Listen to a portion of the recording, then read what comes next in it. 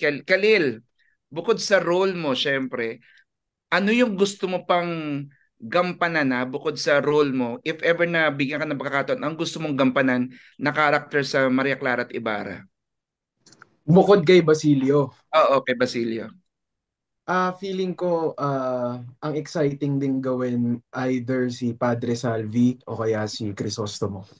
Yun yung Wow. feeling kong dalawang character na parang sa tingin ko mag-enjoy akong gawin din kasi very complex yung mga characters, ang daming layers. So Oo, bilang artista nakaka-satisfy siyang i-portray.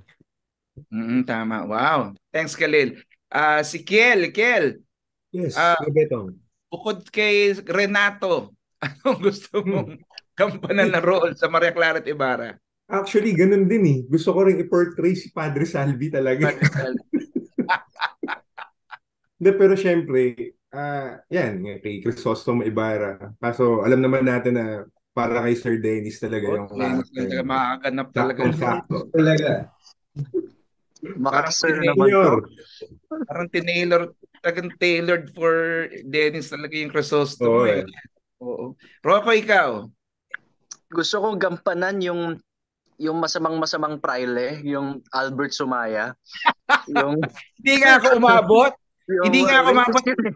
Dapat Rapist nga yun isa eh. ako sa ano. Rocco, isa dapat ako sa makapili. Kaya lang, hindi umabot. Isa ka sa pili pero hindi ka napili, Kuya Betong. Hindi ko napili. Well, maganda yun. Isa ako sa makapili pero hindi napili. Hindi napili. Masyado. Siguro yung isang, we got the good character. Siguro may isa yung yung mahirap gampanan yung Renato. Kasi hindi ko magagawa yung eksena na yung nagpapaalam na siya kay Padre Salvi na Oh. parang nababaliw na siya. Nag-iisang Kiel Rodriguez ang makakagawa nun. Iba talaga. Malalim yun. Si Kiel talaga, mga kaibigan, kung meron po itong, hindi ko lang kung may foundation na po tinatayo po si Kiel, tagang hindi po nawawalan ng project talaga ito si Kiel. Uy. Sobrang Kiel, baka blessed lang naman po natin sa GMA. Oh, Kiel, maraming nagme-message ito. Medyo nakakaluwag-luwag ka na daw. Ano daw? Baka naman daw. Kaya naman, may nagme-message dito. Mamaya sabihin mo. Okay. Ito si Dennis, ito gusto kong malaman. Bukod sa Crisostomo Ibarra, sino pa ang gusto mong gampanan na character sa Maria Clara at Ibarra? Siguro, yung matandang Padre Damaso siguro. Yun siguro. Hirap din nun. Sir Tirso, no? Oo, matindi rin.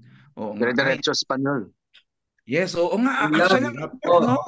Sino mahirap malalim na Filipino, tapos Espanyol. Ay, At talagang nag-i-improve pa siya.